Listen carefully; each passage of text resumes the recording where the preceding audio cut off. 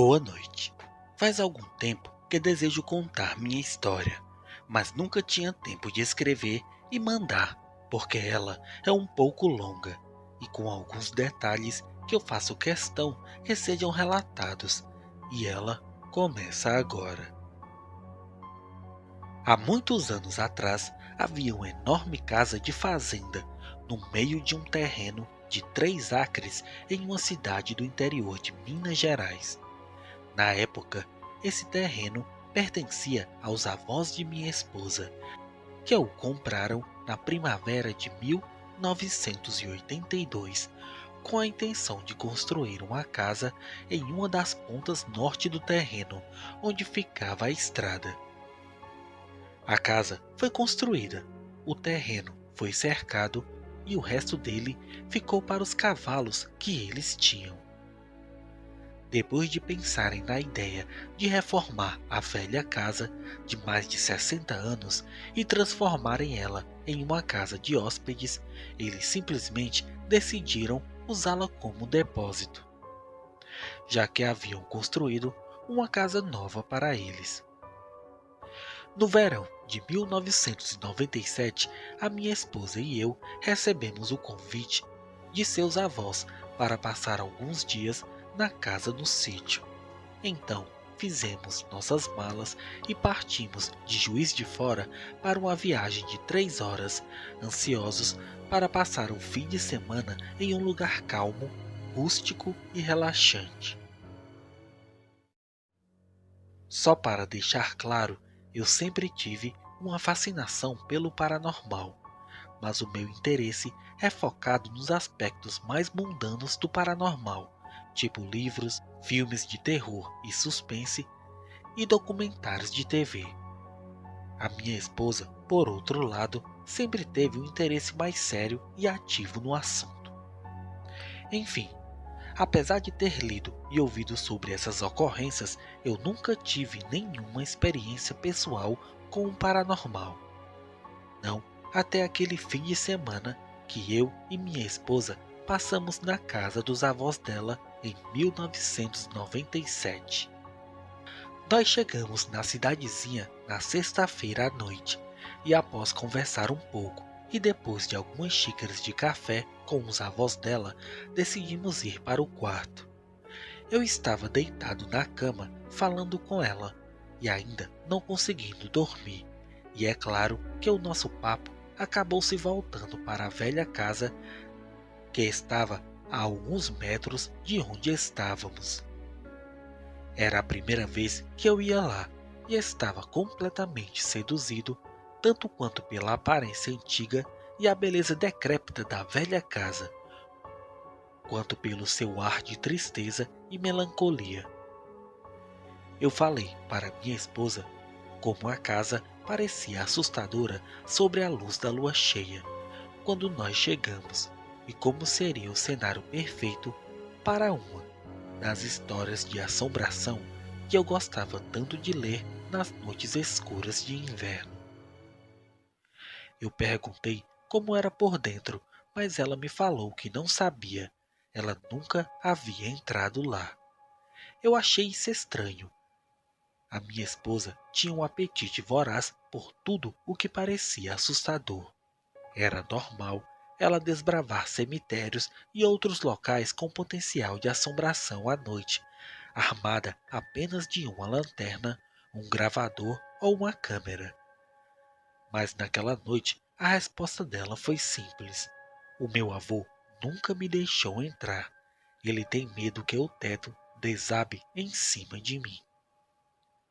Com isso, a minha curiosidade foi saciada, mas no café da manhã, na manhã seguinte, a pequena sementinha de curiosidade que eu tinha plantado na cabeça dela estava agora viva e crescida, com vontade de ser saciada, e ela comentou o assunto com o avô dela, que logo disse: "É um lugar perigoso, tem morcegos no forro e eu não quero você xeretando lá dentro."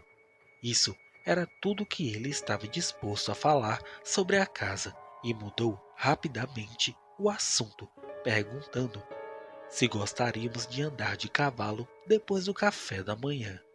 Só que isso não iria acalmar a curiosidade de minha esposa.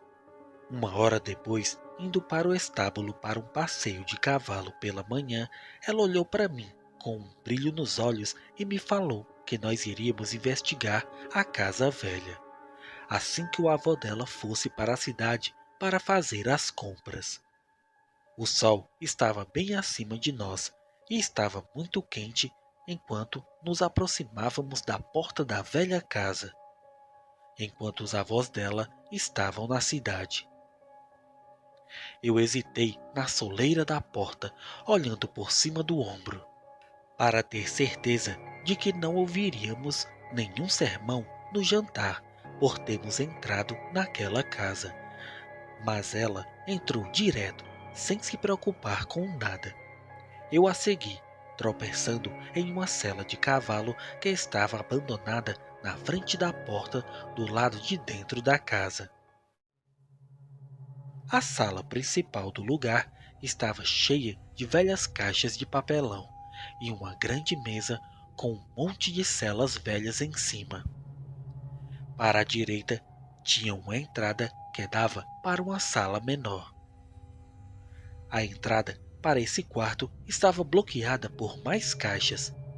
Mais para frente, à esquerda, tinha uma passagem menor ainda, com um lance de escadas indo presumidamente para o forro da casa. O interior estava bem iluminado por algumas janelas que em algum momento do passado e por motivos que eu desconheço foram pintadas, mas agora estavam quase todas descarnadas. A primeira coisa que eu notei foi como os ocupantes anteriores tamparam os buracos nas paredes com o que parecia ser jornal velho. Vendo mais de perto, eu vi estar certo, e as datas dos jornais iam até 1930. Eu estava sem palavras vendo o uso de algo assim para tapar buracos, quando ouvimos um barulho acima de nós. Lembrando agora, eu gostaria de estar com uma câmera de vídeo naquele momento para gravar a minha reação. Eu dei um pulo que parecia que o meu esqueleto ia sair de dentro de mim e sair correndo e abrir um buraco na porta com o meu formato. Mas os meus pés deram somente um passo para trás antes de voltarem a me obedecer e ficarem parados ali. Nós estávamos olhando para cima agora, para a madeira escurecida pelo tempo no teto. Eu comecei a murmurar. Você ouviu isso? Foi quando minha esposa me interrompeu com um shh e um aceno de mão. Um silêncio absoluto imperou naquele lugar por uns 30 segundos, até que eu falei de novo num sussurro. Podem ser morcegos, que seu avô falou. Vamos embora? Mas ela não se mexeu. Eu já ia começar a reclamar de ter uma caça-fantasmas como esposa, quando ouvi de novo. Dessa vez, mais claro. Não acima de nós, mas em direção ao fundo da casa. Morcegos voam, eu pensei comigo mesmo. Eles não andam. Imediatamente, nossas cabeças viraram para a passagem na esquerda. A passagem que tinha a velha escada que levava para o forro. Eu perguntei para ela se ela achava que podia ser um gato, ou se podiam ser os morcegos finalmente caindo de onde estavam dormindo, por causa da temperatura de quase 40 graus. Mas seu silêncio só serviu para me deixar mais apreensivo. Foi quando veio a terceira batida, chegando a soltar poeira do teto, seguido de um barulho mais baixo do que parecia ser algo sendo arrastado pelo chão do forro.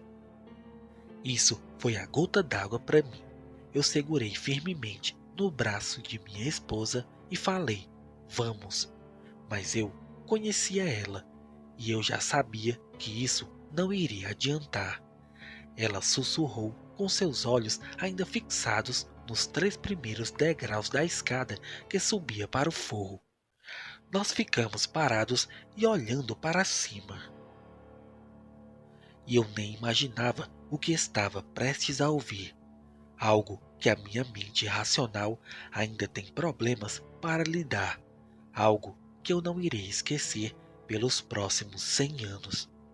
Era uma voz suave, macia e baixa, abafada pelas tábuas do teto que nos separava do forro, e perguntou assim: Daniel, é você?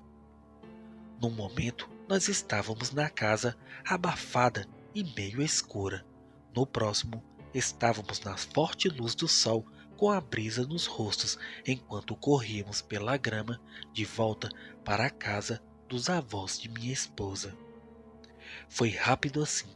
O que quer que tenha sobrado de corajoso em mim naquele momento tinha decidido me abandonar depois de ter ouvido aquela voz.